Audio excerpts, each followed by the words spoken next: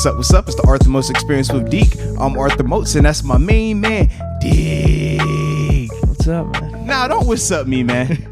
Don't. See, I knew you was going to get on a microphone as soon as we started recording and try to play this all cool. Don't do that. I have a bone to pick with you now. That's fine.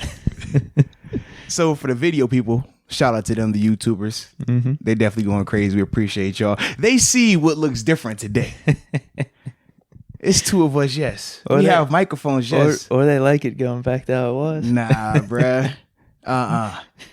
So they noticed that our hands are no longer free. Our hands are occupied right now because we have to hold our microphones. Now, for the listeners, you're probably saying, man, what's going on with the microphones? No, it's not the microphones, ladies and gentlemen. It's the stands. And Deke was in his feelings when he came over here today. He was dressed in all black. It looked like Death Row Records showing up in my house today. And he says, look, Moats, we not using stands no more. And he broke the mic stand. It looked like a kung fu, like Chuck Norris breaking wood the way he did it, man. So now I'm scared. I'm over here holding this microphone with my hand. And I just feel real uncomfortable now because I was so accustomed to using a mic stand. That's all I'm saying, man. It's weird because I was too. And I was actually a little disappointed. See, if that would have happened maybe the first or second time we switched to the stands, I wouldn't have been upset, as upset at least. I'd have still been hurt. But now I got used to the stands. I was liking them. And moral of the story, I guess, just don't go cheap on mic stands. They're not all made the same. Ooh, did you just take a shot at yourself? That's crazy. I why would you do that? I deserve it. What do you mean? Don't put yourself out there like that, man. I mean, it is what it is. That's what I was going for. It is what it is. I'm getting a mic stand. You're just getting the cheapest one. I'm not trying to spend money on a mic stand. You know what I mean? Nah. I don't know what you mean. You know me. I'm gonna spend a little more. We see how we operate. I'm gonna do it nice, but it's all good though. Yeah, because at the end of the day, they did what they needed to do. They served their purpose. But now we've learned though. Well, that was the shitty one too. Yeah. That was the one before, to the listeners, before every time we would record, there was one of the mics that wouldn't stay in place necessarily, and you would have to really tighten it. Well, see, you say really tighten it. For some of us in this room, it didn't feel like we had to really tighten it. It was kind of like, all right, just turn it a little bit more. So we just throw that out there for the listeners. Okay. Not saying either or who it was, but one of us, we feel like we always want to break it when we tightening it because it's like, is this supposed to be moving like this or not? I don't know. But that's neither here nor there. I see. We'll leave that to the listeners to decide. I mean, they know what's up. I mean, they see somebody push a car, so I mean, your back big, baby. You strong. That is true. I pushed. You did, but I was proud of you, man. I'm not gonna say how far, but hey, we ain't asked for the details. You pushed it. That's all that matters, baby. Uphill too. Yeah, that's all that matters, man. Not gonna say how much uphill, but uphill. Man, so couple things. First off, we will have a cool interview at the end of this, man. We actually, me and Dee got a chance to go see the play American Son that was playing over at the O'Reilly Theater in Pittsburgh. And we talked to Bianca Laverne Jones. Her episode is going to be airing shortly. And she was the lead actress. Yeah, she was the lead actress in it, and she was phenomenal. Great interview. You're definitely going to listen to that. But then also we have one of her co-stars in there, and his name is Guiesseppe Jones. He'll be on later on today as well, man. So that's going to be dope to have him on and hear his perspective and everything like that. So y'all definitely want to check that out. Yeah, definitely. Absolutely. But now to the matter at hand. Because it is pretty crazy right now. Pretty crazy. We have mass hysteria. We have a lot of craziness going on, and could be rightfully so, because when you're looking on the television right now, we are all seeing one thing. Everything's being canceled, from schools, tournaments, seasons being suspended. We have coronavirus mania right now. Yes. For right or wrong, it's happening. For right or wrong, we are getting to experience and witness history, baby. This is history being made, and we have a front row seat to it. In fact, we're better than the front row seat. We're kind of like the narrators to this thing right now. A little bit, yeah. So with that being said, I think it's important that we touch on this because you can't let something this major this is one of the first things in a long time that has impacted everything, whether it's politics, sports, education, any age group, everybody's been affected by this right now. So with that being said, wow. Well, you saw my initial reaction. Because I texted you as soon as I saw what the NBA was doing. I was watching the Mavs. Who the heck were they? The Mavs were playing, because it was Jazz and Thunder, Mavs and Nuggets, maybe? Yes. Nuggets, yeah, Mavs and Nuggets. So I was watching that game, and they broke the news, and then we were texting back and forth about it, and I just couldn't believe it, because the first thing was just the NBA is going to suspend the season. And I think there was news before that, though, that the Jazz and Thunder canceled their game, or suspended it, or postponed, whatever you want to say. So there was something fishy going on there. Then all of a sudden they suspend the season. Then like 5-10 minutes later, you hear that Gobert has the virus. And like you could actually see in my text messages to you just how I swung from one side to another. I see NBA season suspended. I'm like, what the hell is this? This is ridiculous. Like, I can't believe this. Then 5 minutes later, Gobert has the virus, and I'm like, I guess this thing ain't no joke, actually. Well, it's funny because you saw it in reverse order than I saw it. Really? I saw it because I was on social media the whole time. So, like, I follow, was it Adrian Wojnarowski? Yeah. So he was the first one to put out before the Jazz Thunder game got canceled that one of the players had the coronavirus. Oh, no and way. He didn't say who it was at first. So it goes from one of the players have coronavirus to they show the broadcast team canceling the game, telling the fans leave. And then this report that says all the players are quarantined in the locker room. So a couple minutes after that, it says Rudy Gobert has it. So when you're texting me, yo, this is crazy, NBA season is canceled, no lie, I'm in the bed texting you right then like, yo, Rudy Gobert has it. And then you text me right back and I'm like, well, now he just saw it. But that's how I found out. And then from there, it was like, oh yeah, it made perfect sense that they would suspend the season, because when you just think about how it can multiply that quick. I mean, they showed the 5 teams that Rudy Gobert had just played against, because he wasn't even in the arena that night. But you have to think, if he was around those guys in practice, those people playing versus the team they're playing against, then when they leave, whoever they're around, who they're playing against, not to mention the families that they're around and the families that they're around and the people. So you can just see how it can multiply and get spread that quick. So from there, when I saw that, they were quarantining these guys, I'm like, you have to. Because, I mean, and honestly, not just them, you're probably going to need to go back to every team that has played not only against Gobert in those past 5 games, but the teams that have played against the team that played against Gobert in those past 5 games, and the teams that played against them. Because in the NBA, you know how it is. You play 3 games in a week. That's 3 different cities. One of those teams played in Toronto. That's a whole other country.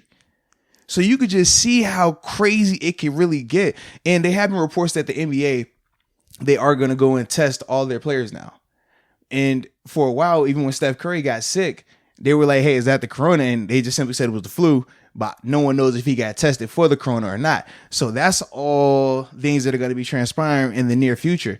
And now to go back to the players that are quarantined in the locker room, they still are in the locker room. No way. Yes, they this is why. No way. So this is why. Because we just talked about how it can spread, right? So you think they have to travel to go back to either Utah, right? How are you going to get back to Utah? You're going to fly, right? Granted, you're chartering and everything, right? But you still have to get around the other airport staff that works in the hangars and stuff like that. It spreads just like that. So that's why they're like, they got to keep them there until they can come up with a solution. And I even told you before then, what did I say about the cruise ship? They're stuck on the California coast. Yeah. No. Same thing. And they were like, hey, man, Trump needs to do, they started getting on Trump. Trump needs to do something to get the people off the boat. They were literally flying in supplies on a helicopter. Yeah. But you couldn't come off the boat just because they had to make sure that everybody was quarantined because they don't want to spread it.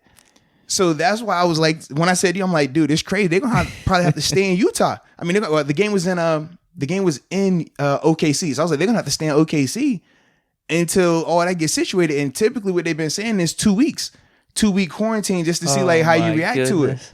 But you say, oh my goodness, until it spreads, and now you're like, dang, why aren't you stop it? Is it not? Captain Hindsight. I'm just saying, man. So for me, man, I definitely see why they suspended the season. I definitely understand why they're telling them they have to stay there. And that's what the report was literally 15 minutes before I came and we got on this mic together. because I wanted to just double check to make sure, like, are they still there? Because they said that they were essentially coming up with sleeping arrangements for them to have in the stadium, but they were going to have to stay overnight. And then they were trying to organize charter buses to take the Jazz players back because they said they can't have them flying because they don't want them dealing with all that. They said at least with the bus, you can keep it isolated to that. But then I'm like, if you're the bus driver, dude, imagine that. You want to be the bus driver when I know for a fact y'all will around somebody that had corona? You're asking the wrong guy. Hey, you just are, dude, because hey. I have that mentality where I'll just beat whatever. Like, I won't get it. Okay, so my question is this. I'm not saying it's a good thing. It's just my mentality. And But if you're asking me to sign up for it, I wouldn't sign up for it. That's what we're asking, though. But if I was the bus driver, I would just feel like I'm gonna do my duty, do my job, no matter what. You think that's a good idea? I don't know what's a good idea. I'm just telling you how. So my question is this: so if it was AIDS, right? No, well, no. I'm just asking a question. If it was AIDS, would you feel the same way? Would you feel I'm gonna beat it? I don't know. No. So what's the difference though? Because one you know for a fact the mortality rate. One you know for a fact the stigma around AIDS, right? Whereas with the coronavirus, we don't know where it's going to go to. We hear about the mortality rate right now and how many people it has killed and things like that, the people it has affected, but no one really knows the full extent of it. So I'm just asking you, why is it that when it comes to something that could be bad that we don't know, but we do know has a mortality rate and it's serious enough that they're canceling seasons, they're canceling day going schools and all this other stuff. If it's serious enough for that, why is it that, oh man, I ain't worried about that. I'll be all right. I think there's two things to that. Okay. One is I'm just naturally thinking the media is overblowing it. Okay. But obviously now, I mean... At what point does media versus reality happen? That's what I'm trying to figure out. Okay, so I'm already like kind of put off by that. But like you said, now maybe I got to start shifting my thinking. But there's that. And then two... From the other side, what I hear is, all right, it's just like the flu. Mm-hmm. The only thing is, there's no necessarily cure for it, or there's no antidote. So I think that's a big difference than the flu, because at least with the flu you have vaccinations, right? Well, yeah. Well, but I not guess even for all of them, but just for, whatever last year's version of the flu was. Right. Well, and I think the thing with that is then the people there's. How many undocumented cases of this that are just being, I guess, thrown out there as like, oh, I have the flu. Mm-hmm. So this is just stuff I'm hearing, secondhand. Yeah. So, and the mortality rate is coming from people who are already, I guess, more inclined. All I'm saying is the numbers are the numbers, because you can say the same with the flu, right? When you look at the mortality rate for the flu, technically the flu has more people that have rate. Like the chronic illness already, or some type of problems, like with elderly and things like that. Right. So we know that element of it. So with the coronavirus, they're saying there are similarities in that regard, but they still don't have enough information to know, is it just isolated to that? It's not saying that if you get the coronavirus, you're not going to get sick, because you're still going to get sick. You're still going to feel like you have flu-like symptoms. Right. Oh, that's the same. The difference is one they have a cure for in the flu, they have a vaccination for it, whereas this, they don't. And there's no guarantee of, okay, is it just going to affect these people? Is it just going to affect this demographic, this age group? Which is fair. Yeah, but right now we just don't know. And it's hard to test for it as well, because right now you don't know who has what. And let's be real. Some people aren't going to go to the hospital. Some people, I mean, we just know how it is. Some people won't go to the hospital. That would be me. Yes. Yeah. Some people are going to go to the hospital when they don't have it. Yeah. Some people are going to be panicking like, yo, if I go, what if they quarantine me? Some people are like, oh, I'm going to just keep it a secret. Yeah. So you got to think, it's a lot that's going on to this, and it's happening in real life. At least with the flu, we've known the flu for years. So people know the symptoms of it. They know how to react to it. They know, okay, if this happened, this is what you need to do. This is what you need to do. With the coronavirus, it's still new. I mean, this thing just happened a couple weeks ago. So think about right now, we're all just trying to get a feel for, okay, well, how do we handle this? All right, what are the symptoms? How long does it last? Has anyone got a cure? Has anyone beat it? We don't know anything right now. We're starting to hear more prominent people. Tom Hanks, but he said he was in Australia when he contracted it. Mm-hmm. He listed off his symptoms. And he said he's going to do the 2-week, then he see how he responds after that. But nobody really knows.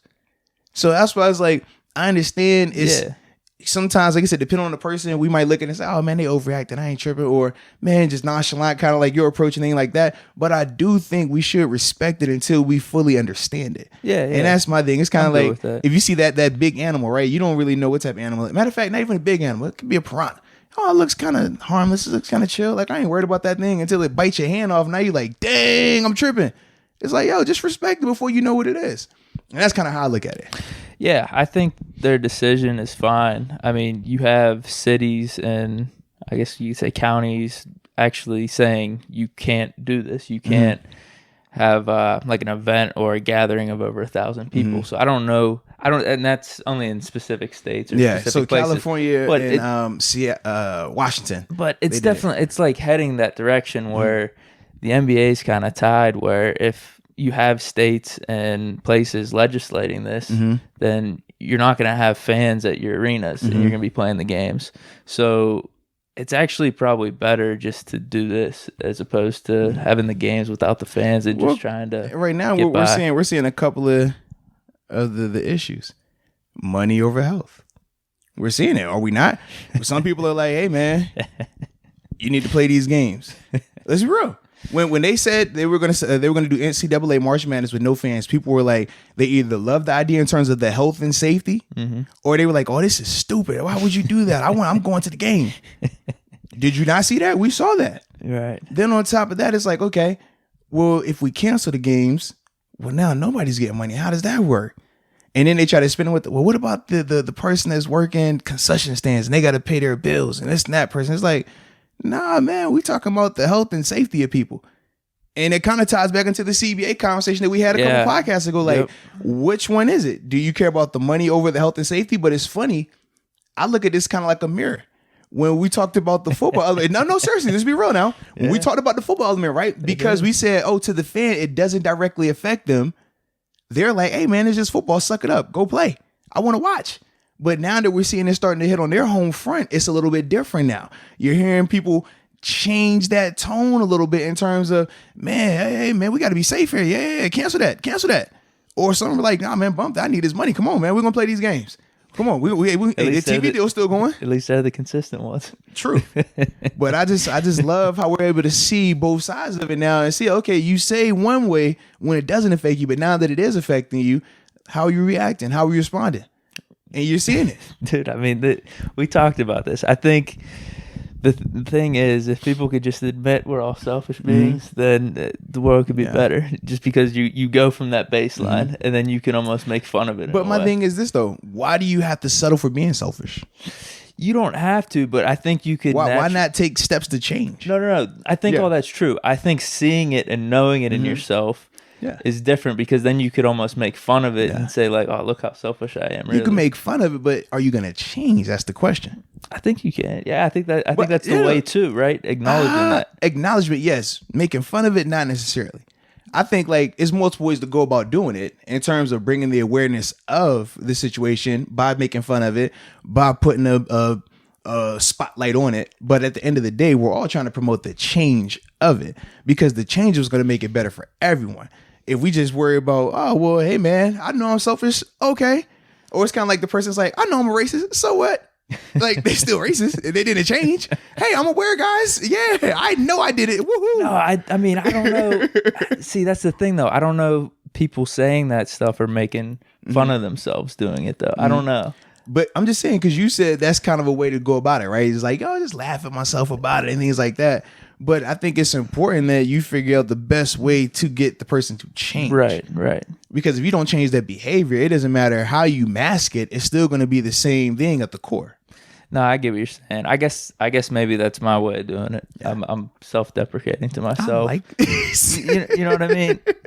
Because it is both for me. Like, there's one side of me that is saying, damn, one of my texts to you, I said, yo, how long is this going to be? Deke, trying to see some hoops, man. and you said back, you're like, bro, I'm just worried about these guys getting out of the stadium here. And then, so that's one side of me. I'm like, all right, I just want to watch some sports. Right. And the other side is, all right, there is this health.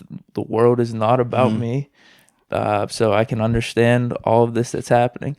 So I guess it's tough. You have your your feelings. It goes back to podcasts ago whenever we're talking about how you handle the NFL as fans or the NFL players. There's just the feeling side of you is like, all right, this is just naturally what I want. But then there's another rational side to you, Right. where it's more, I guess, mathematical, and you're thinking like from a bird's eye view, this is all that's going on. It's not about me. World doesn't revolve around me, so I'm gonna accept it and hope that the best happens. Yeah. Nah, man. Either way, though, man, this is a absolutely crazy situation. I mean, I guess just to update people right now. So the NBA, they suspended their season. MLB, I know the Mariners are supposed to have opening day. They said they have to move it out of Washington. They cannot play it there. NHL, they first ruled that they're going to play their games with no fans, but just got updated that they're having a meeting with the officials today with the officials and their player reps to see if they're going to take the same course of action as the NBA has done in terms of suspending their season. We already know March Madness, they said thus far they're just going to play their games with limited family and no fans there. Some of the conference basketball tournaments canceled. We talked about the Ivy League. They canceled theirs. They were one of the first ones. Yeah, we didn't know what they were going to do in terms of their guaranteed bid. Yeah, because, I mean, obviously you have you win their tournament. That's an automatic qualifier, automatic bid to the big dance. So that's a whole unique dynamic because now if multiple teams follow that, how do you get the numbers right and everything like that? So that's going to be unique. I guess who else? Let's see who else has done something. Some of the NFL teams have said that they're not going to send scouts to certain pro days right now. That's the next thing that we've been seeing. The NFL hasn't made an update or an announcement on terms of the NFL draft that'll be taking place next month. So I guess they're still trying to wait it out, which I don't blame them because, I mean, with these events like this, even these sporting events that are being suspended and canceled right now, it is so much that goes into it from a logistics standpoint that people really don't understand in terms of getting the staff there for the concessions, for parking lot security, the schedule for the actual arena, because most of these arenas, it's not just, PPG, they only play hockey. They're like, dude, they got concerts there. They have functions there. They have conventions there. Every day is pretty much something going on there. And it's like you're trying to figure, well, if we're going to reschedule this or cancel that, how do we get back to this and this and this? So it's a lot going on. Then the logistics of the season planning itself in terms of, if you suspend this many games, how does that have playoff implications? Do you move playoffs back? The TV deals along with the TV schedules, which are down to the minute. We've already seen how that works. So it's just a ton that goes into it from a logistics standpoint. Whereas most people just think, they suspended the season. We get it back whenever. It's like, dude, they don't just do this unless it's something they feel is serious, because it affects a ton of people, not just the sport element of it, but the business side of it is highly affected as well. Yeah, it's nuts, man. It's nuts. I had this theory. I tweeted it out before I came. Oh, man, we got a Deke tweet. Here we go, Deke. It's just that, all right, there's no more NBA games for a little bit here, and you're seeing commercials about this Jordan documentary, The Last Dance.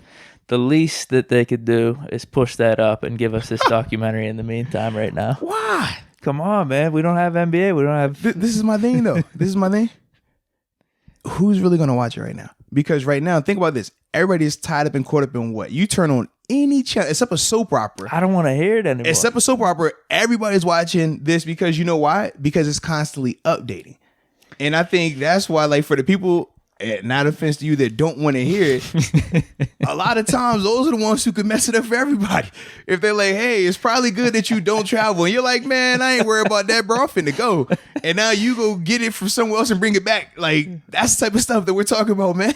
Dude, if my girlfriend's listening to this, she'll be just so pissed at me. But no, it's authentic because it's not just you. Let's be real about it. We know people are quick to be like, man, I ain't doing that. That's not how I act. And we know for a fact, a lot of people act like that.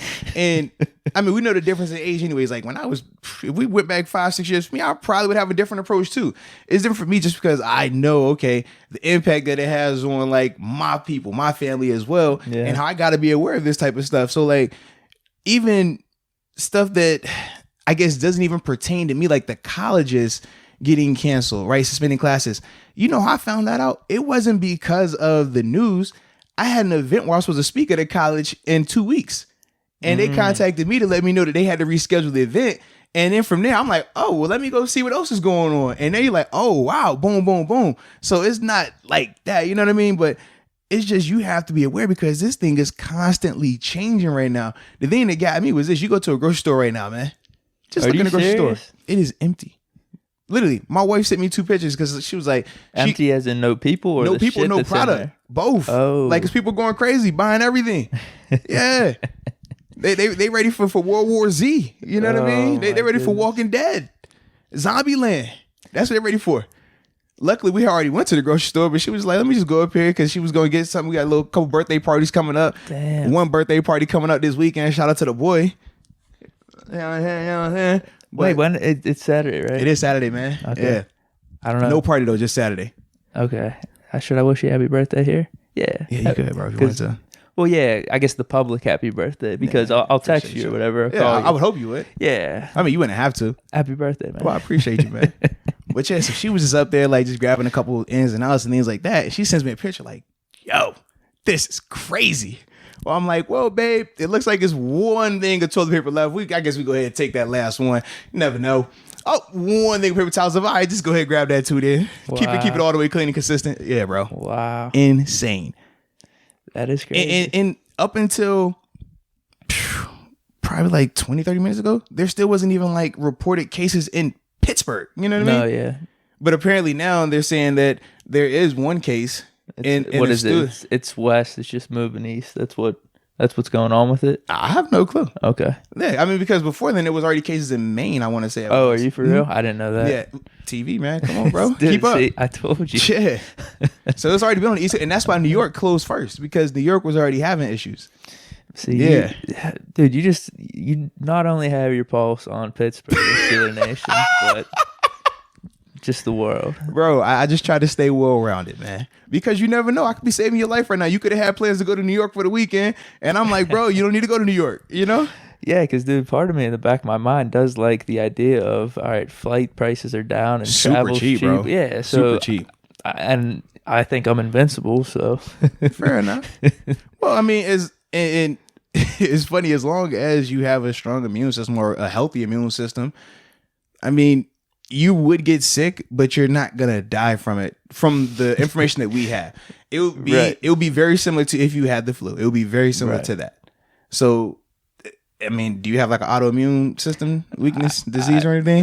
No. I think I'm good. I would hope so. My immune system's pretty strong. But then I would ask, like, have you ever even like checked to see? And I know you probably haven't. So I'm like, they're gonna like put you down that path. You know what I mean? So it's all good, bro. I mean, I feel like I've had a bad run for as long as you've known me too. I know.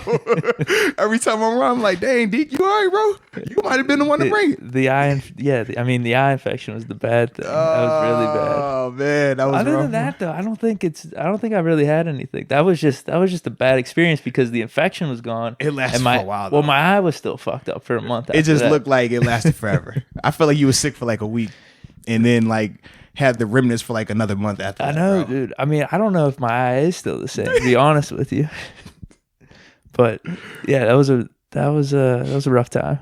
Yeah, bro, it was crazy. So wait, you like my idea? You don't like the Jordan idea then? For me personally, move up the documentary. Well, no. This is why. So from a business standpoint, I personally want it because I know I'm not going to get the attention that it needs. You think new James Bond movie was supposed to be releasing in the next month or so. They pushed it back because they already know for the next month, what are we talking about? We're living right now to see what's going to happen with this thing. And then once it gets settled, then it's the reactions to everything that transpired to make it get settled. And then the new thing is what's going to happen going forward. So it's going to get overshadowed. True. Now, so what's gonna happen here? I need some entertainment. So typically what happens is right now you better enjoy the stuff that has been played and everything's historical now. This is the first game. This is the last game that Vince Carter played before the season suspended. Oh, this was the last basketball game to be happening while the information was happening. Oh, look at Mark Cuban. He was the first owner to find out during a game. So everything historic now. So you just gotta appreciate that and get your Netflix and Fire Sticks and all that stuff popping, man. I'm just gonna have to get back on my sports documentary kick here. Yeah, for me, I've been on YouTube. I've been watching straight YouTube videos like crazy. What highlights? No. So like, I love watching podcasts, but like, so you can listen to podcasts, but I love to watch. You like watching, like the simulcast. I would much rather watch a podcast than listen to a podcast. I'm the opposite. Yeah. So like when I'm working out, I always pop on YouTube and I'll pull up one of my podcasts that I want to watch. Whether it's Drink Champs with Noriega, is a he's a rapper, dope artist. He always has like different hip hop guys come on and talk. Brendan Schaub, he's another dude at UFC. He does a couple of podcasts where he'll have different fighters on talking, having conversations. But I love to see the human interaction. I love to see the body language, the facial expressions, just their dynamic between one another. So that's the thing that I get a kick out of. Whereas like if I'm just listening, I'm just like, all right, this is cool, but I still feel like I'm missing something. I'm the opposite, dude. I'm definitely the opposite. That's interesting. Because whenever I'll just listen as I'm going for a walk. Yeah. I never feel like I need the visual for some reason. Yeah, I'm a visual person, I almost like the audio just by itself in a way, because I feel like it's more closely to like a book, where it's like you can imagine how it's going on. Yeah, see, for me, I'm visual. I want to see it. Damn. Like, even if I read a book, I still want to like create it myself on terms of putting it on paper. I want to see what this would look like if I really tried to decide it out and draw it out. I want to see. And that's just always been my thing, man. Yeah, you would like a book with some pictures in it? No, I'm saying like even if there aren't pictures, like for me, I'm going to create my own pictures because I'm visual. I want to see like this is what it would have looked like or should have looked like. And that's why like I stay away from like the fiction books because I want to see something factual that after I read it, I can go and look it up and see like, okay, this is what it looked like. Wow. So this is accurate. Like that's me. That's interesting. Okay, cool. Wow. We just man. learned something new. Hey, yin and yang, bro. That's what we connect though. We're both the same, man. Come on now. Yeah. That is true. I mean, you think about just in life. I mean, usually your significant other.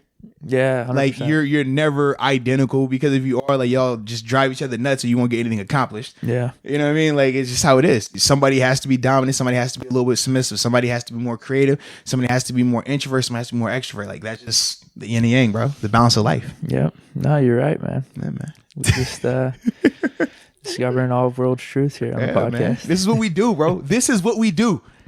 We mask it as a sports podcast, but then we really hit you with just lifestyle there are little general, things. You know what I mean? Exactly. Man, that's what we do, man. That's what we're on. Yeah. So yeah, we man, got that wrapped up. We want to move to some wait, Steelers. Man. We can do that, man. What you want to talk about, man? You let me know. Well, what do we just have one topic for the Steelers? We have two. Am I missing something? No, man. I thought the main one was we had the Jameis Winston conversation going on. That transpired before all of this cancellations and suspensions of the season started happening. So I forgot who the report came from, but they were saying that Jameis Winston could be linked to coming to Pittsburgh. For me personally, I don't think it's a smart decision for Jameis. Right. I don't see it. Personally, I wouldn't see it happening for a couple of reasons. So when I talk about Jameis, in the NFL, Jameis is still viewed as a starter, a QB1. You want to stay in the starter conversation as long as possible.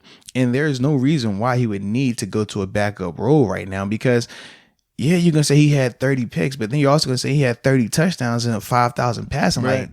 So regardless of how you want to spin it, you have to have both sides of that conversation. He's a starter in this NFL. And the thing is this, he's a former number 1 overall pick.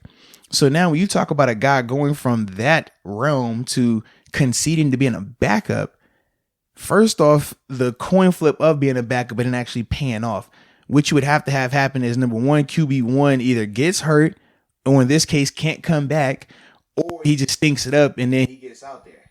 That's not going to happen in Pittsburgh because regardless of what happens to Ben is getting $34 million next year. He's going to be QB1, right, wrong, or indifferent. I don't care. He can go out there and throw 50 picks, $34 million. He's going to be the starter. That's just how it is. So for him, for Jameis, you're never going to get that opportunity. Or the next thing is you got to hope that Ben gets hurt. We know outside of this past season, Ben is still, even when he misses games, he's still durable. He's still going to be back out there. So you're not even going to get the elongated experience, the elongated chance. So those are my two things with that. And then for Jameis, you're looking at what? You could potentially go and get, at worst right now, 20, 25 million on the open market. You're going to have to take $2 million to $4 million to be Ben's backup? What? Why? When you can make an argument legitimate that, hey man, I'm better than Ben. He can make an argument. Could he can make an argument. I don't care what you say. You can shake your head all you want. He can point to his numbers and you can point to Ben's last numbers. Not this past season when he got hurt, but the season before that, and say, hey man, my numbers are better. He can make that argument. No way. Okay, you love Ben. I understand that. He can still make that argument. Period. That's just how it is. Biased or not, he can make the argument. So with that being the case, wait, how's he making the argument though? Bro, so how's he not making the argument? He's gonna say what? Ben threw 5,000 yards. I threw 5,000 yards. Ben had 30 touchdowns. I had 30 touchdowns. Ben led the league in picks. I led the league in picks. Bro, but the so what are we saying? In picks though. What are you saying? Are picks not picks? Picks are picks, but are touchdowns touchdowns? Yeah, but are yards yards? What 14 or 15 different? This is what I'm picks. saying. But this is what I'm saying. Could he not legitimately make a case that Ben's last season before he got hurt, his numbers are very comparable to his? Are they not? So if they are comparable, how can he not make the argument that he's better than Ben, who's going to be 38 come next season, coming off of elbow surgery? How can he not make that argument? You could project that you're going to be better, but that's what we're talking about. What are you saying? Because as of right now, he's better than Ben. If we say right now, if we say on March 12th, who's the better quarterback today? It's Jameis Winston. You know why? Because Ben isn't healthy right now. So regardless of how you want to spin it for your love for Ben, it does not matter. He can legit say, hey man, I'm up there with Ben. I'm better than Ben. If you want to make the argument, he can make it right now. I don't know. I don't know who's hearing the argument though. A lot of people would put it like this. No way. If Ben and Jameis are on the open market right now, Ben at 38 coming off of elbow surgery, Jameis at what, 25 maybe? Yeah, 25 or 26. Yeah, 25, 26, open market. Who do you think teams are going to sign right now? Right now. They signing Jameis. Don't you see you making that face because you know it. And you're trying to make an argument for not why, but you know for a fact they would. I don't. Okay. So a team right now, if Jameis and Ben today are both available, they're gonna give Ben $34 million with the elbow surgery. I think for like 2 years. Off the elbow surgery right now. We don't know if he's healthy. We're saying right now. I think teams would risk it. Not a chance. You don't think? Not a chance. Not a chance. Are you serious? You're saying just the Steelers. The reason why you don't know is because you're blinded. We already talked about it. And that's why I'm not even going to have this conversation with you. Because we already blind. I know how you are. If I say right now who's better, Brady or Ben, go ahead and say it. I'm saying Ben. Exactly. So like I said, you're already clouded and blinded, so it's no point even going down that rabbit hole, bro. But at the end of the day, Jameis could make that argument. And people that aren't clouded and blinded would hear that argument out and can see where he tries to make the point. My vision's so clear. So clear that you're saying that Ben Roethlisberger is better than Tom Brady. Just think about that. Dude, no, just think about it. Just think about that. I'm taking him. No, I ain't say you're taking him. I said who's better. I'm taking Big Ben. I didn't say who's taking. I said who's better. Big Ben. And that's nothing else needs to be said. Come on. So anywho, it makes no sense for Jameis Winston to come to Pittsburgh. Can I say I think the Bucs would take Ben? You can say whatever you want to say, bro. I mean, that Arians connection, right? You can say whatever you want to say. I just think teams would definitely risk it for 2 years, like a 2-year contract. You can say whatever you want to say. All I'm saying is if teams had to pick who they're giving $34 million to right now, listen, because you're living in the past. We're seeing right now, Ben. $34 million. Do we know what Ben is next year? Do you know what Ben is next year? I'd risk it for a year. I said, do you know what Ben is next year? Not would you risk it. I said, do you know? Yes or no? Based off the past. No. We're not saying based. I'm saying right now. What do you know about Ben right now? It's tough to say. It's not tough to say.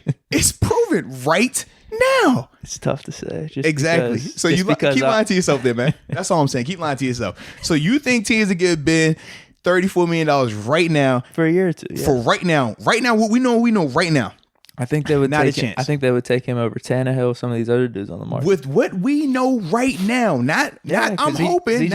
He just threw a ball. So exactly. I think teams would be willing to risk it. Whatever you say, bro. I guess you know. I do. That's what I'm saying. Whatever you say, bro. It's cool. I wonder, man, can we get some coaches on the line? Do you think the Steelers would want to pay Ben $34 million right now if they had a choice? Exactly. Say no more. Your silence speaks volumes. Say no more. Because you don't even want to pay Ben $34 million right now, and you love him. I'm good with it. Exactly. Okay. I'm good with it. Okay, man. I think the Steelers are good with it. Because they got to be good with it. They have no choice. Because like I said, dude, I mean, I'm still taking Ben over some of these other dudes in the league who are making big healthy. Contracts. Right. Is he healthy right now? I'm saying he is. That's just... How are you saying he is when he himself said he's not? He's getting there. Getting there and healthy are two different things, is it not? There's a process and a procedure, though. Holy cow, bro. What about Steph Curry or Klay Thompson? What about them? They're under contract. Kevin Durant. No, what I'm saying is you're still taking those dudes over the majority of the league. Hey, and Klay Thompson and Durant aren't healthy right now. Klay is still under contract, bro. That's what I'm saying. Like, Klay is still under contract. So is Ben. And that's what I'm saying. And I'm saying, if they weren't, if Ben was not, if Klay was not, Klay would get signed because first off, an ACL to Klay, who is what? Late 20s, right? Late 20s in a spot-up shooter. That's not that big of a risk versus a 38-year-old quarterback who is coming off a major elbow surgery to his throwing arm. That'd be like Klay Thompson being 37, well, I guess in NBA years, 37, and destroying his shooting arm and having to get it reconstructed. Like, that would be the equivalent to that. Couldn't you say NBA years versus NFL years for a quarterback are different, though? But that's why I just said if I had to accelerate Klay Thompson's career and make it where he's in his late 30s, think Vince Carter. Vince Carter's what, 42, 43? No, but that's what I mean. Wouldn't in NBA years he actually be younger versus the NFL QB? He would be 31 or 32. You're not listening. Klay at 37 in the NBA. Yeah. Would be the equivalent to Ben as a quarterback at 38 because quarterbacks in the the NFL play to what? 40s now, right? So even if Klay was at 37, 38, he's still going to have what? Probably another 3, hopefully another 5. At 37? Are you serious in the NBA? Dude, he's not LeBron or Jordan. What are you saying? He's a spot-up shooter. Ray Allen was playing till he was almost 40. What are you saying? It won't be the same effect. How do you figure? It won't be like Jordan or LeBron in their late 30s where they're still averaging over 20 points. Klay will be like Ray Allen, like you said. Bro, and what was Ray Allen averaging when he was in Miami? Dude, like 8 points, 7 or 8 points. Okay, bro. He hit a big shot. No, he still hit a big shot. But you got it, bro. You got it. What do you mean, you man? You got it, bro. You got it. Come on, dude. Whatever you want to say, bro. You got it. I'm saying it, man. Yeah, we already know. So my thing is Durant, Thompson, these dudes aren't healthy. So you're just projecting that they come back. All I'm saying is Ben, and you're taking that risk. I think it's a difference too if we're talking Ben versus Kevin Durant. Ben in the NFL, his impact versus Kevin Durant in the NBA, his impact is not close. Stop lying to yourself. You think listen, Ben's my dog. I know you love Ben, but we are not the same in terms of our view of Ben. You look at Ben as if he's Thanos, as if he's just the most awesome, most powerful being ever. He's not the best quarterback in the AFC. What are we talking about right now? He's human. He's not the best quarterback in the AFC. And are we serious right now? Please tell me, is he the best quarterback in the AFC right now? Please tell me. Please tell me he's the best quarterback in the AFC right now, and we can end this conversation. If you can say that out your mouth right now, we can end this conversation right now. Help me, because Durant was the best player arguably in the NBA. Him and LeBron, they was having that conversation. Him, LeBron, and Kawhi. It was a legit conversation. So please tell me when we had that legit conversation, it's been the best quarterback in the league. I just don't know where the media is coming up with this stuff. Stop it, bro. Man. Stop it. Here's Stop the it. thing. Stop it. I'll say it. He is. And we'll come back on these tapes whenever this season's over. What about the past 4 seasons? I was seeing greatness. Has he been the best quarterback in the AFC the past 4 seasons? I think there's an argument. I don't. What? I think there's an argument. Dude, the Patriots always have great systems and defense. Like there's a lot at play there. There's a lot at play. Oh my God. All right. Are you done? I'm done, dude. You sure? I'm done. I think I've made my case. Whatever that may be. You should put that on social media. It's been the best quarterback in the AFC. That is wow. Holy cow. Holy cow. People are mean, man. I don't know. Now people are mean. No, you gotta put that out there. You gotta put that out there. See what this is, man. See what this is. See the best quarterback in the AFC. Not even the NFL. I don't even want to go NFL. That's too easy. In the AFC, let's go AFC. You want me to put it out there? You should.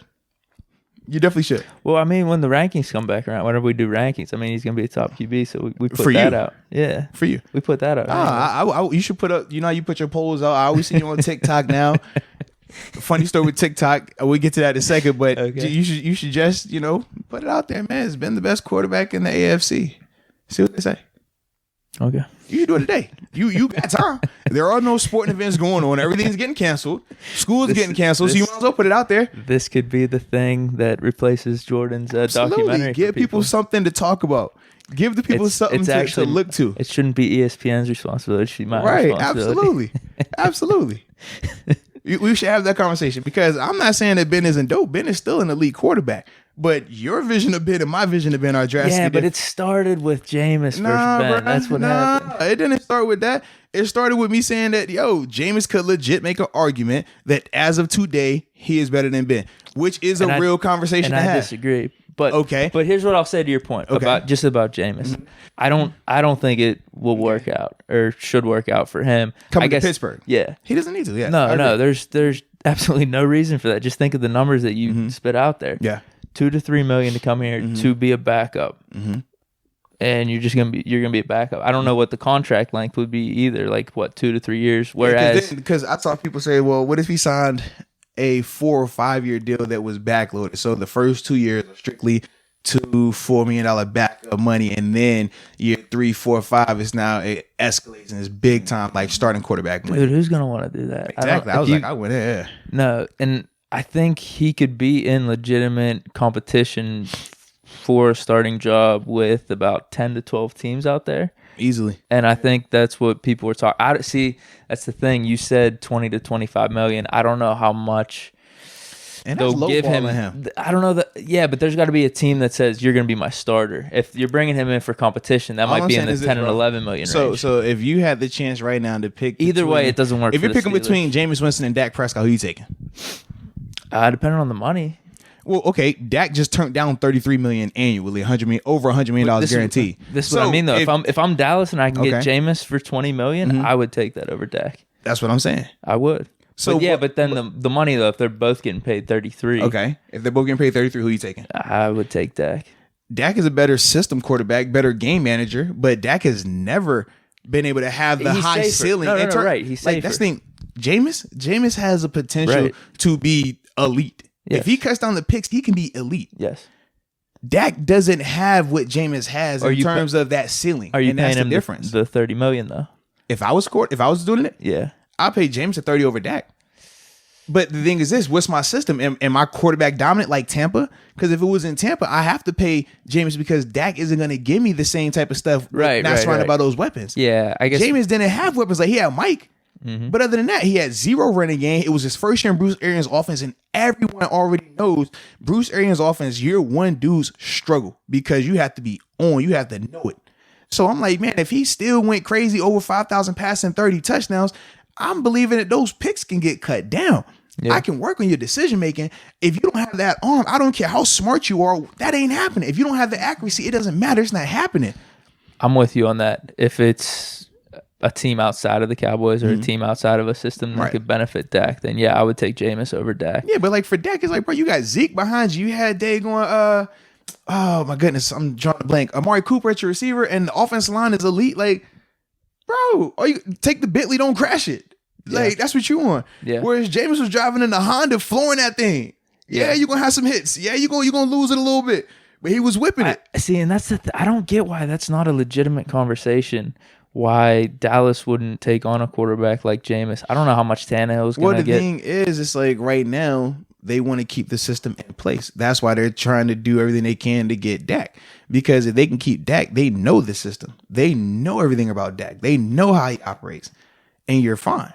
Right. But if Dak feels that he should be getting $40 million, that's the difference. That's why it's not happening. But I don't know why. It doesn't seem like, outside of Brady, which I don't think's happening, there doesn't seem to be much conversation as to the Cowboys looking for another quarterback. Well, because like I said, right now their whole focus is Dak. Yeah. You talk about bringing Tannehill in. But the questions around Tannehill is Jameis for $20 million. This is my thing. But I'm saying 20, just throwing it out there. James is probably going to want 30. You think? If Dak is trying to get 40. Dak just turned down 33, and Dak has never had a statistical season that was like Jameis. You look at Jameis' body of work, look at Dak's body of work. Jameis also was a former number 1 overall pick. Yeah. You mean to tell me you think he's going to settle for Let me just get 20. That boy gonna want 30. Period. No, I wouldn't want to settle either, but I just don't. He's know gonna want 30 or more, bro. I just don't know what team. It's gonna take a team that loves him. You know what I mean? Like, so this is my thing. What teams are giving out 30 that don't love their player or don't love that player? no, right. That's what I mean. Yeah, It's just gonna have to be that one team. that's how it always is, though. Right. And that's what I'm telling you for a fact. The Steelers paying Ben $34 million. They love Ben. Not everybody in the league is going to pay Ben $34 million this upcoming season.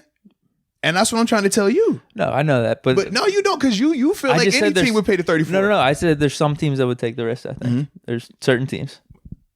I would ask you the name, but I ain't gonna go down there. I can name some teams. Cool. Bucks. Okay. I mean, if they don't bring back Brady, I think Patriots would take a chance for like 2 years or something. See, I don't think they would, because they want the system and structure. Raiders, John Gruden. I think Cowboys. Probably. It depends on the bottom 5 or 6 teams. I'd have to look at too. If they have a young quarterback already, they wouldn't want to disrupt that. No. Titans. Oh, I guess my next question is, well, it's hard to even put this in there, because I was going to say, over the next 3 years, who you think has the better numbers, Brady or Ben? But Brady is going to be 43? Yeah. So he has a little bit of a disadvantage, because the next 3 years he'll be 46. Well, that's what I mean. Ben's still got some years here to we're hoping. catch up on We're Brady definitely hoping. You think Ben plays a 43? I'm hoping. I'm definitely hoping. It's like playing, not just being out there. Exactly. Not a corpse. No, we don't want that. I don't want that, man. I don't want that. See, it's going to be a tough thing, because when we won the Super Bowl this year, part of you thinks in the back of your mind, oh man, you want Ben to go out on top. That's the storybook ending. But if he's balling out, you want a few more years. Greedy. You're funny, bro. I mean, I think he's even been on record. Even if they do win a Super Bowl, he's playing. He's going to fulfill the contract. He still might have a few more left in the tank. So he's fulfilling the contract. Take it how it is, bro. Yeah. You're funny. Interesting stuff. So you are on record. You said that Ben is better than Brady and any other quarterback. Mahomes, Breeze. He's better than all those guys, right? Yeah. All right. I just wanted to hear you say that. Dude, why are you doing this to me? I was making sure we're good. Why are you doing this to me? I just like to hear you say it. That's it. I don't want to be confused. I'll make sure I'm on the same page. You probably do enjoy it. I was gonna say, I think you just like. I do, because listeners think that, I don't know what, but I really do think you do enjoy hearing it. It just, every time you say it just blows my mind. I'm like, is he for real right now? And I'm like, oh no, he is for real right now. Like, are you for real? For real? Like, let me ask you a third time. Yeah. It's all good. Yeah, dude. So wait, you said you wanted to talk about TikTok? Oh, no. So I said, man, I was laughing because recently, you had put the TikTok video of us talking about Le'Veon, and it went crazy. Right? I think it was over 40,000 views. Did you see that on mine? No, so I didn't. Yeah. My daughter, who's on TikTok all the time, her middle schoolers, they're like, Dad, oh my God, you were on the Explore page. You're like TikTok fans. I'm like, bro, what you talking about? It's like some video you talking about Le'Veon Bell. Man, I looked right. I said, man, that's Deke. Deke done got us on the TikTok, bro. And then she showing up, pulled it up, and I'm just dying laughing. I'm like, oh, all right. Dude. Yeah, bro. Yeah. That was hilarious. Yeah, man. I don't know. It's a cool little platform. I don't know. Shout out to the TikTokers out there, man. You can dance or you can do vids. Dude, yeah. I think there's do sports talk. Yeah, right. There's a different, I know there's a bad rap for it. Just because I guess there's a lot of kids. Well, no, there's kids, but then there's other I guess the perception of it's just people showing off and just wanting attention, like you said, dancing and just a bunch of nonsense. But there is an avenue for some wholesome content. You know, hey man, I hope so, man. We following Deke down this rabbit hole like we always do. Deke leads us to where, who knows. We'll just laugh along the way. Yeah. Wait, hold on. Hold on, it's the 12th. I guess. I was just thinking, we could do a real quick bid right here, like on the podcast, where it's just real quick, like 5-10 seconds. It's just a Brady prediction. Like, where do you? Brady prediction? Yeah, just where do you think he's going? I don't know. Vegas. You think he's going Raiders? I don't know, honestly. I'm just throwing it out there. Damn. I haven't thought about it. I think that's where we differ, man. Yeah. I literally have zero thought about where Brady is going yet. I haven't thought about it. Free agency hasn't even started yet. So I'm like, why am I going to waste my thoughts on like, where's he going, man? Well, this is my whole thing with it. I don't know if as soon as free agent starts, he's going to sign immediately. He's not. So we have to have that prediction out there. Bro, he's not. Okay. All right, so we can wait then. Brady's going to take his time. Maybe next podcast. Oh, no, I already thrown it out there. So go ahead, man. So for mine, I think he stays. All right. And why is that? I think he'd be foolish to leave. And why is that? It's a combination of a lot of things. Legacy. I think I don't know what team's gonna really give you much of a better chance to win. I think obviously how they're no how they operated last year and how their team is structured right now. There is a case for other teams for sure. Okay, but I guess you just have faith in the organization that, you know, they're going to put pieces around them. What was that faith this past season? I mean, they tried. We'll put it that way. there were some things that happened throughout the season. Some moves that had to be made. Some releases of players. Okay, that's all. Fair enough. I just think he's gonna stay. But there's a ton of shit out there that says he's not. What? Which honestly, like from entertainment, selfish standpoint, that would be way more interesting if he goes somewhere else. So I'll just say this, man. I threw out the Raiders just because, like I said, I haven't thought of it, and I just it's just Raiders. Honestly, I'm gonna probably put more thought into it in about a week. Okay. But as of right now, I really haven't thought about it. Got more stuff going on. But I don't think he's gonna go back. You say legacy, I think it's the flip.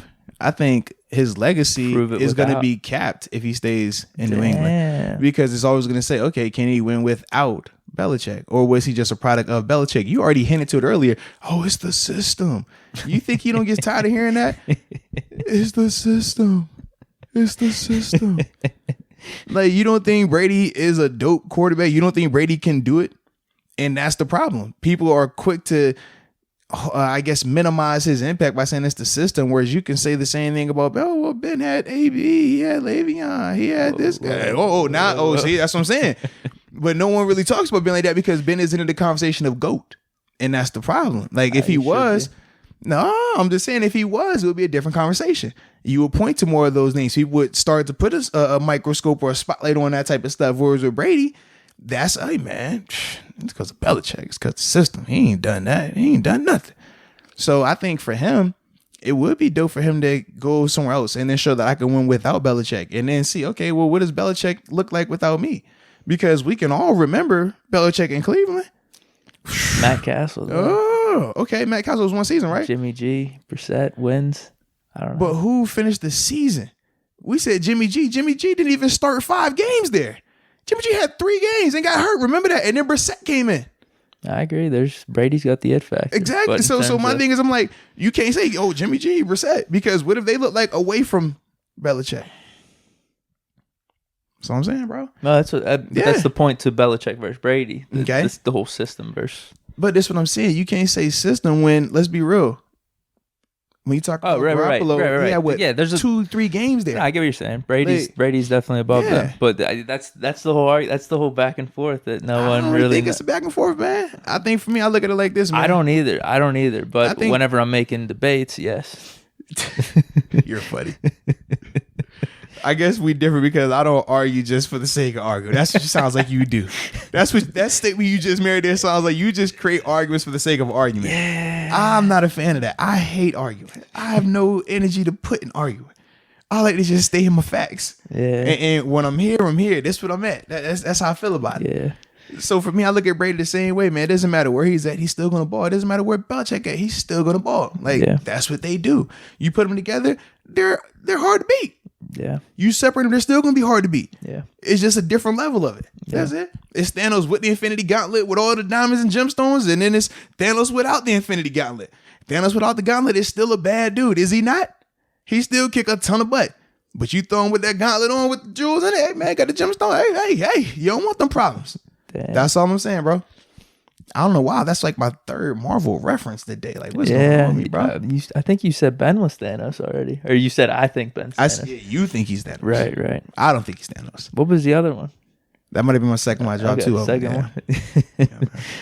But, hey, you can't get enough of him, though. That's good. Thanos, yes. Can't get enough of Thanos. I ain't know where you was about to go, who I can't get enough of. What do you mean? Oh, no. Yeah, I'm talking about the Marvel references. Just checking, because you know how you get sometimes. Stop, man. Well, we got it covered here. Hey, man, I thought we were good, bro. All right, cool. I apologize for bringing the Brady shit up again. No, don't apologize. It was just for TikTok. But you know what? The listeners we are talked loving about this? a little bit more. The listeners are loving this because they get to see how just crazy you are for Ben. You know what? You are the real life version of the heart eyes emoji when we talk Ben. Stop. That's what you are. Nah, man. It's cool. It's cool. Listen. It's not a knock on you, man. Embrace it. Just be you.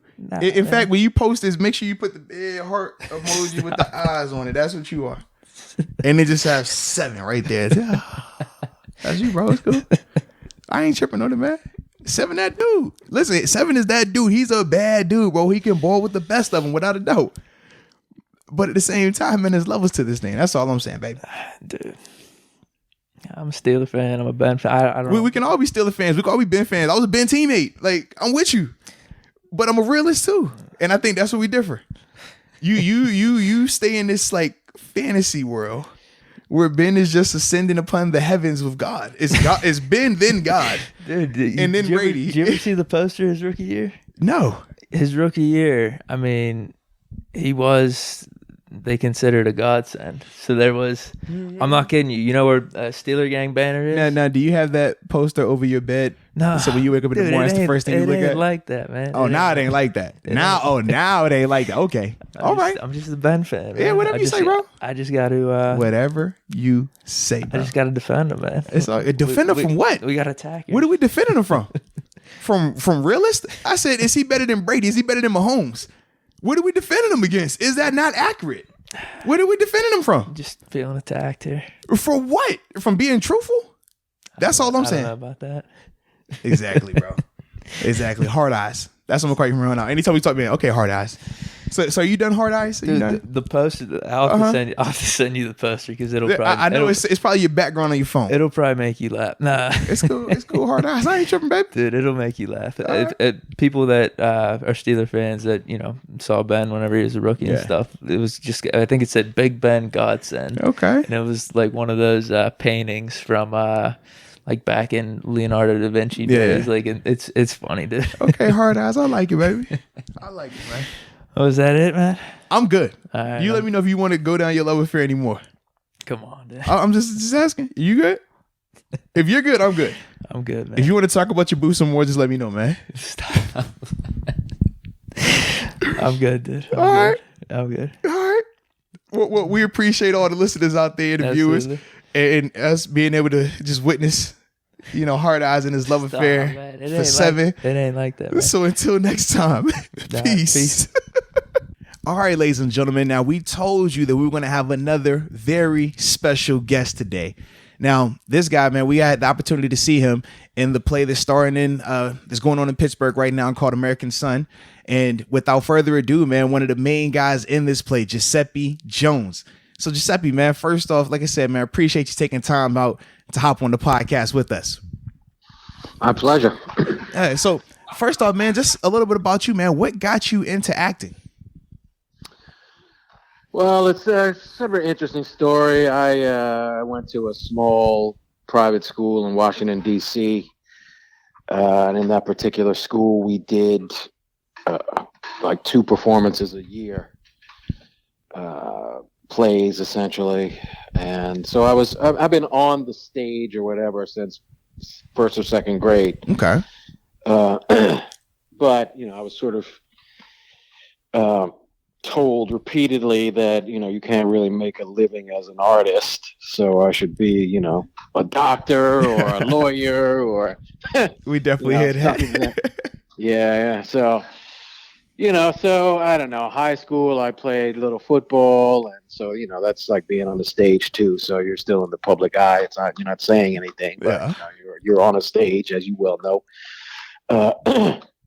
But yeah, I just sort of was like, well, I was into visual arts in high school. I thought that maybe I could do some comic book illustrations and that sort of thing, go into that field. But again, I was sort of talked out of that because again, you can't make a living drawing, so talked out of that. So went to the University of Maryland and basically flunked out because I was in a class with 400 people and I was just lost.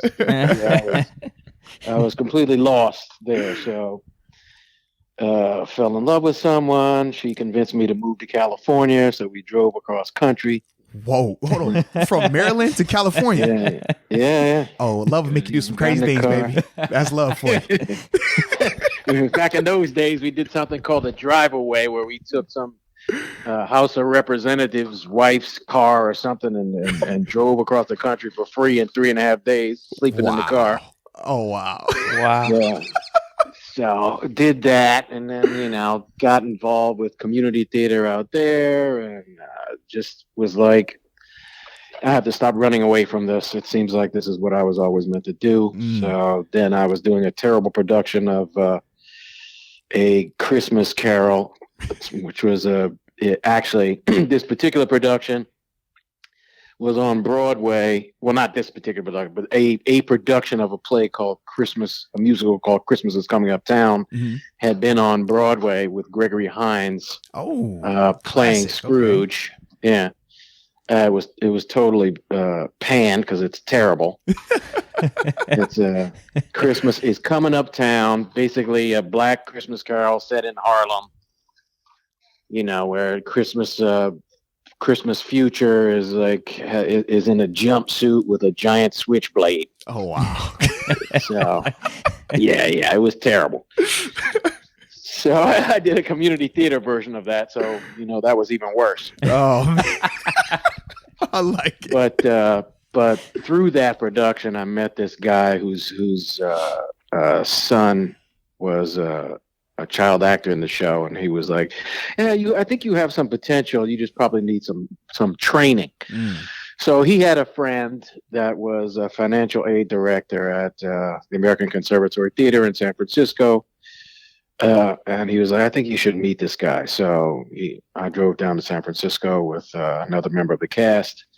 I met this dude, and I had a long conversation with him, and he was like, basically touting the benefits of training and touting the benefits of the American Conservatory Theater, and saying basically, if you get in here, it's a very nurturing environment. We take care of actors, et cetera, et cetera. And during that conversation, I was like, this is where I need to be. And I felt like the heavens had just opened up, and I found my path forward. So that's awesome, man.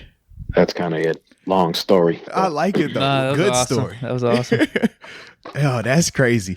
But I guess transitioning too, man. So we already talked about a little bit of your getting into acting, and you talked about some of the theater stuff that you did, but you also have done a lot of film work as well. So just talk about the differences in between the two, and which one do you prefer? Yeah, I mean, they're completely different. Obviously, the theater experience is immediate. The pleasure of that is having an immediate response from the audience. You hear them weeping, or you hear them laughing, or they encourage you, and it's just thrilling to be. It's nerve-wracking and thrilling. It's like, without getting X-rated here, right. The times I feel most alive are during sex and being on stage. I could dig it. So because it's just thrilling, It's like you feel the energy of the audience. You also know when the audience isn't with you. Yeah, which that's a whole other thing. Yeah. So, but it's that part is thrilling, and it's instant gratification. Film, actually, I've only done a couple of films. I've done a lot of small roles on various television shows. That is, I mean, it's gratifying in a different way. It pays much better. First off, it can be a little creepy seeing your face on a screen. When you're on a stage, you don't see yourself constantly, but if you do film or TV or whatever, you look at the outtakes or whatever, you look at the takes, and you can be, I feel like you can be more judgmental of yourself.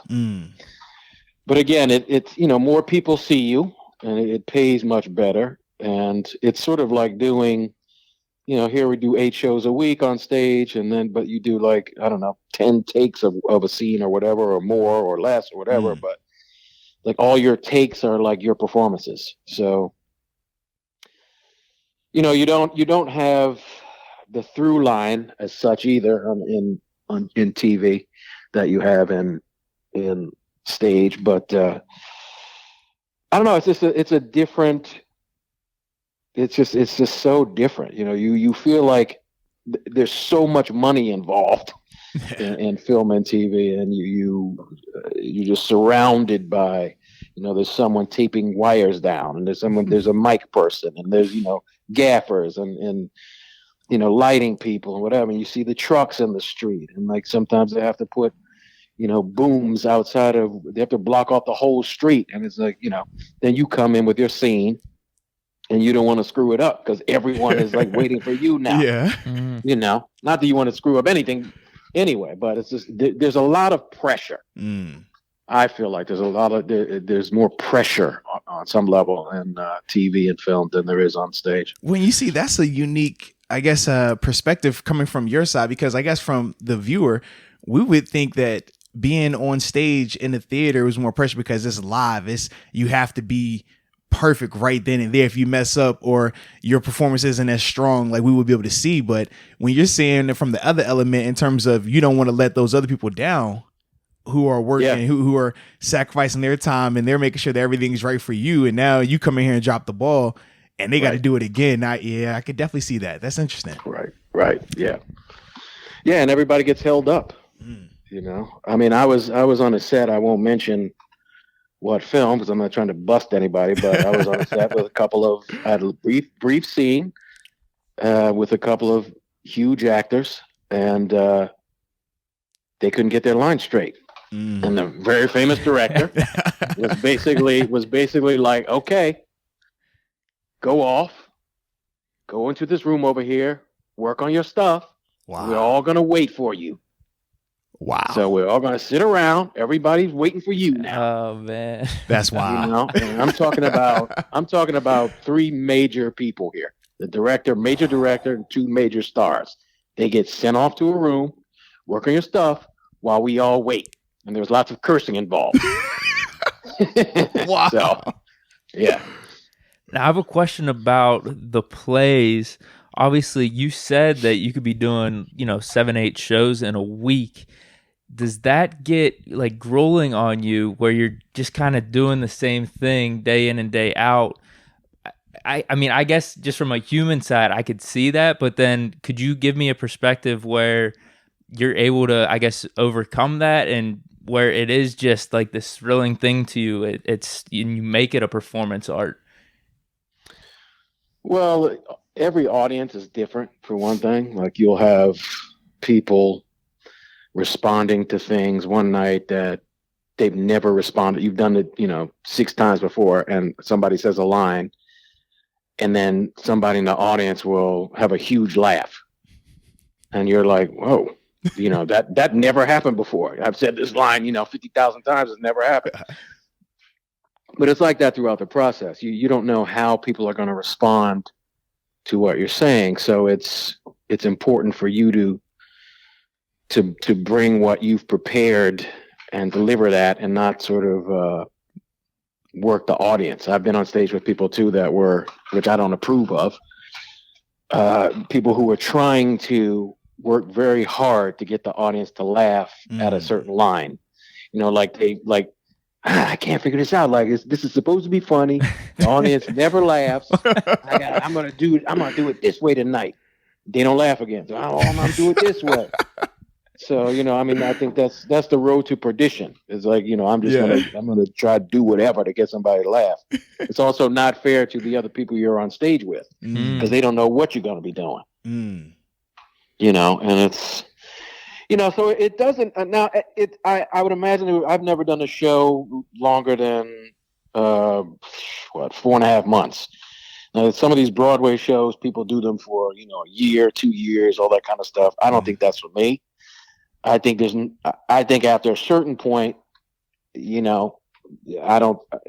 It's not going to be fresh, no matter who's there. Yeah. If they laugh, if they throw shit, I don't know. Pardon my language. You're good, man. Nah, You're it's all good. Man, so talking about the film, excuse me, not the film, but talking about the play that you're in right now, American Son. Just tell the listeners, what was it about this particular play that appealed to you and made you want to be a part of it? Mm-hmm. Well, I think it doesn't let anybody off the hook. I think everyone is sort of somewhat complicit in the outcome of, without revealing what happens in the show. Everyone is sort of complicit in the outcome, and everyone is right. Everyone is wrong, and everyone is right. That's, sort of how I see it. It's like every perspective is right, and every perspective can be refuted. So I think that's kind of intriguing. I think it makes for interesting dialogue. Yeah. So how did you prep for the role? Now, we had Bianca on yesterday, and she was telling us all types of different stuff that she does, like music therapy was some of them, and then she would what was it with her acting husband? She would always just be thinking positive things about him to make him be attracted to her and things like the that. Character. Mm-hmm. Do you do anything unique to prep for maybe just your roles in general, or is there anything specific to this one? I think probably what's specific to this is, and I had to sort of be reminded of it by Justin, the director. But not to be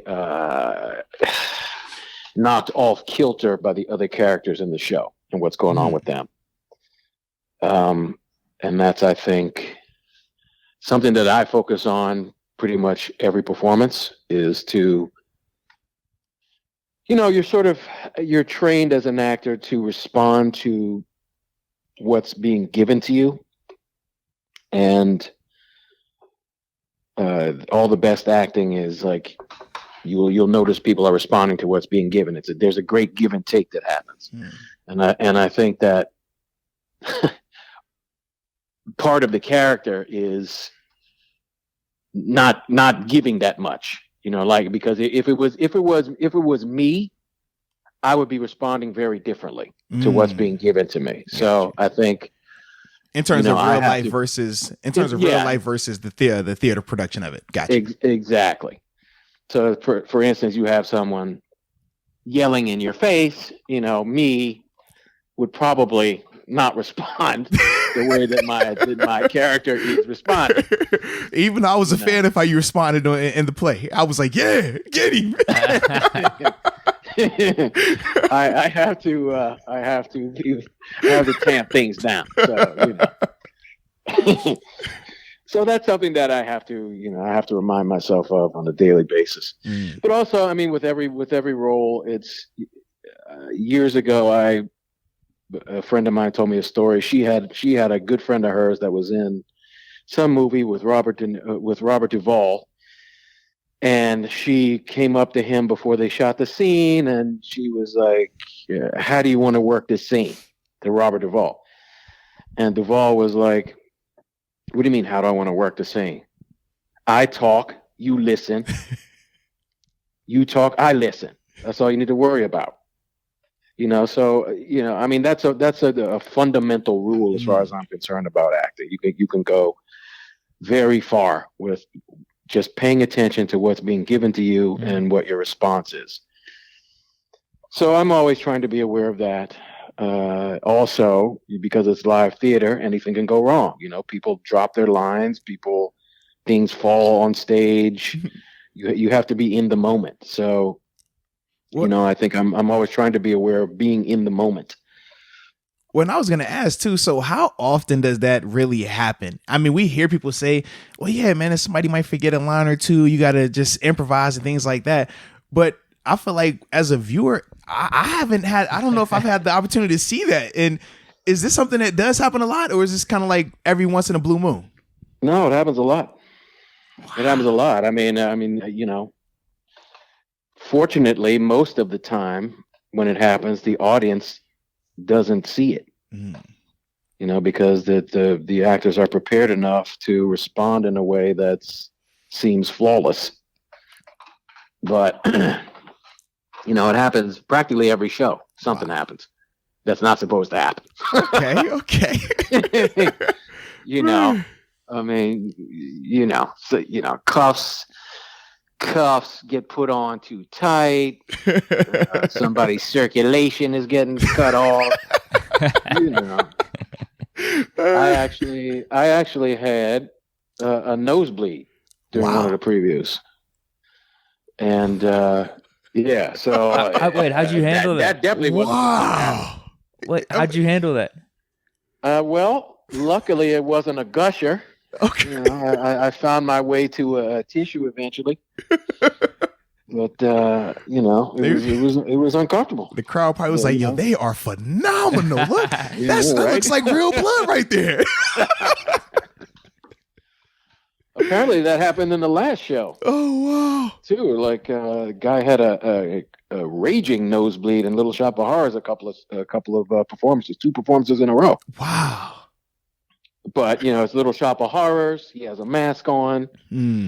He dies at the end of this song, and apparently his mask was filled with blood because his nose was running profusely.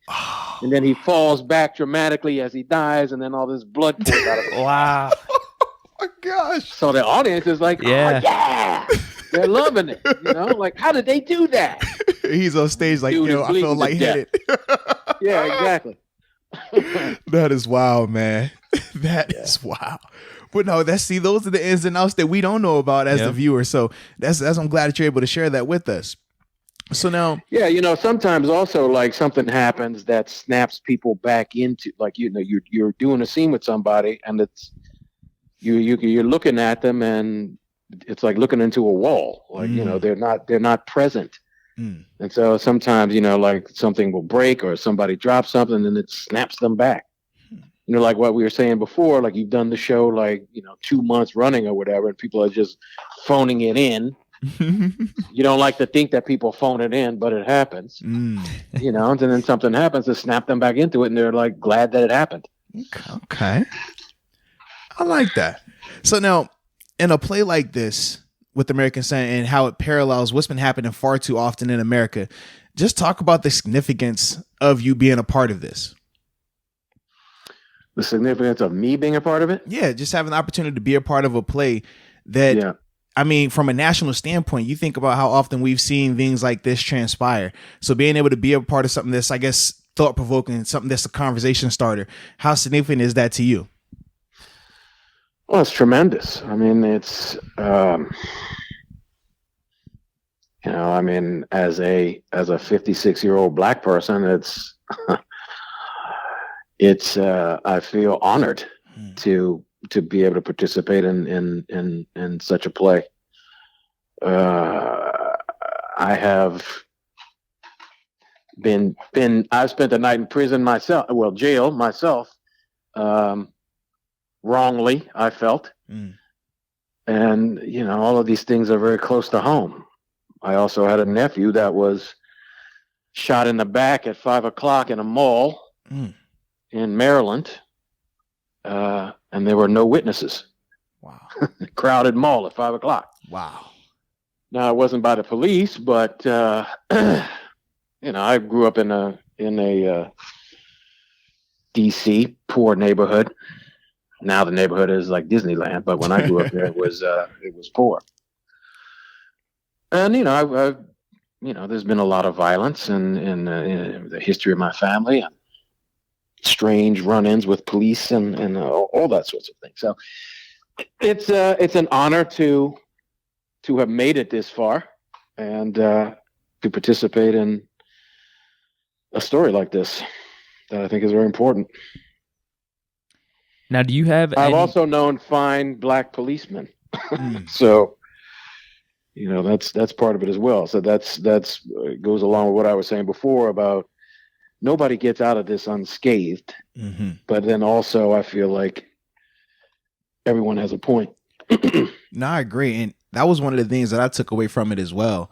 Just seeing it, I was like, man, I can see every side of it and understand how each side could be justified in their actions in this play. But then the flip side is like, I can sit here and critique each person's response and how they're going about handling their business and say, man, well, you could handle this a lot differently as well. So I think that is something that when you talked about in terms of knowing both good and bad, or good and, questionable people that are in authoritative figures, I can definitely relate to that. Mm-hmm. Now, do you have any advice for someone looking to get into the acting industry, or was perhaps there a best word of advice that you've received that sticks with you? Yeah, don't do it. Come on, man. They say movie stars and actors and actresses, they live in the dream, man. Come on. Yeah, that's them. Yeah. Be a doctor. Be a lawyer. Discover the cure for the coronavirus.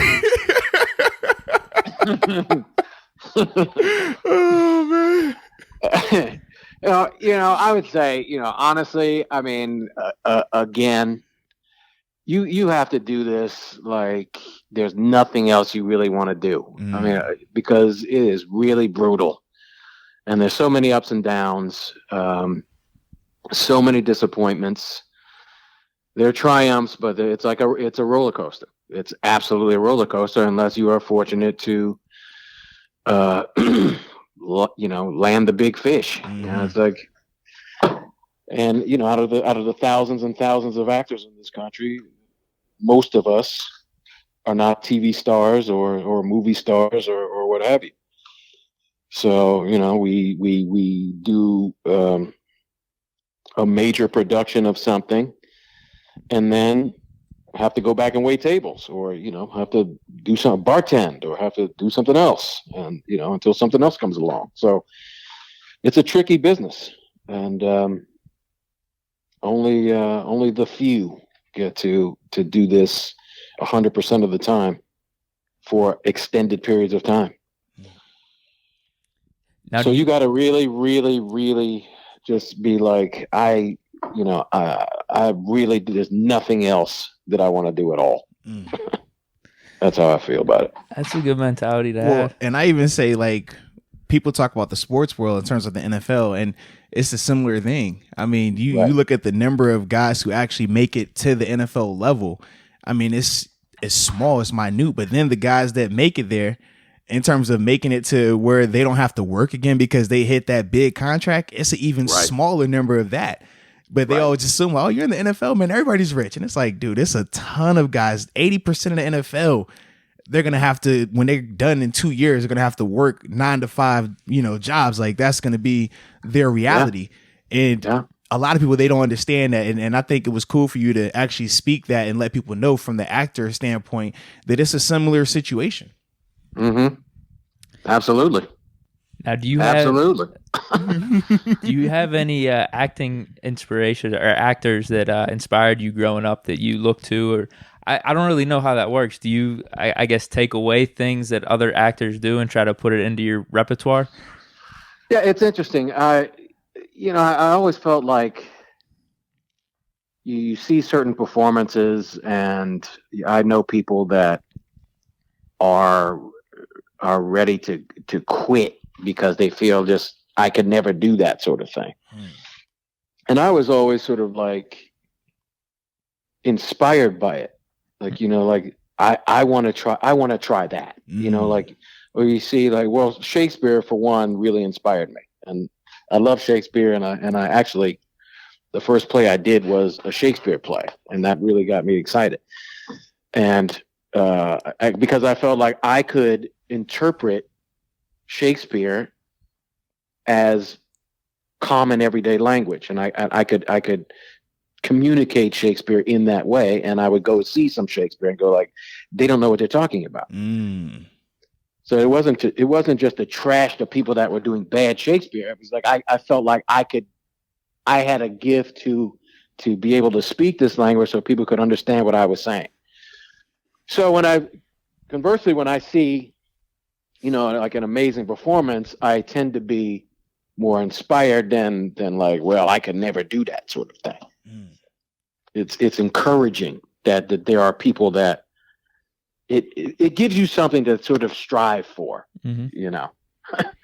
Like that. Yeah. I mean, I've been watching this show Succession on HBO, and I think the performances in that show are absolutely inspiring to me. Everybody is just doing some amazing stuff. And I watch that and I go like, this is how you communicate with people. This is what you do in that circumstance. Your father just did this to you. This is how you respond, potentially, or this is what happens. I also will say that,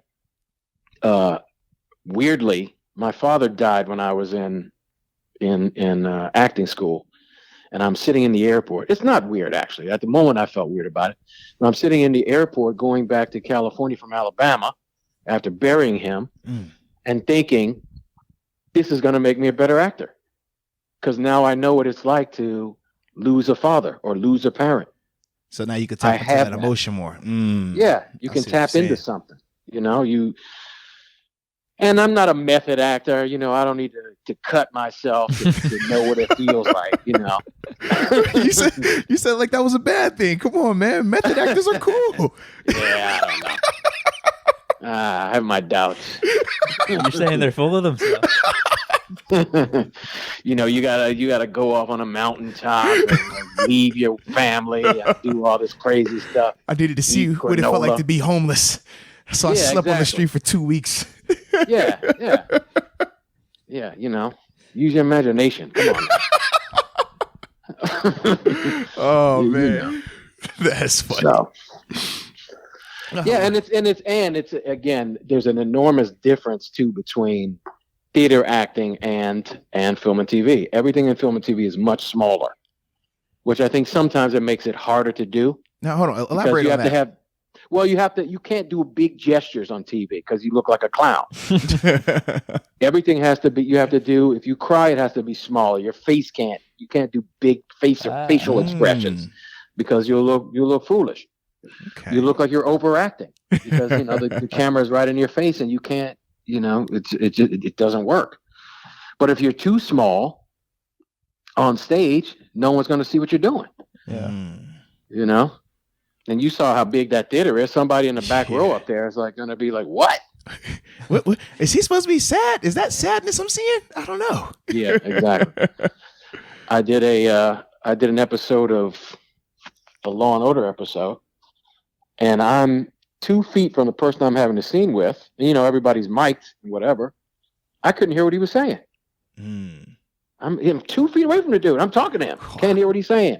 Because he's not even bothering projecting his voice at all because the mic is right there. So he knows everything. He's just mumbling. Yeah. But it's selfish because I'm standing that close to you and I can't hear what you're saying. So whatever. That person has been known to be kind of a dick too. So fair enough. All right. Well, we don't like that person then. Yeah. No. Speak up louder next time. Yeah. I should be naming his name. I'm not gonna do it. I should be. Oh, I like it, man.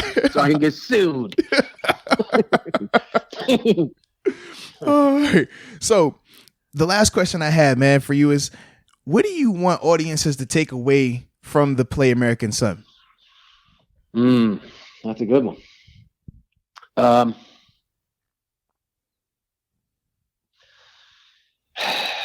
I think some sort of hope that we're all in this together, and the only way forward is for all of us to work together.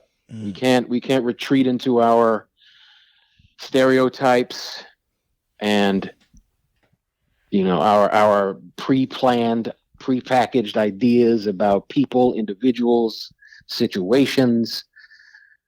We have to work together to correct anything, any social problems.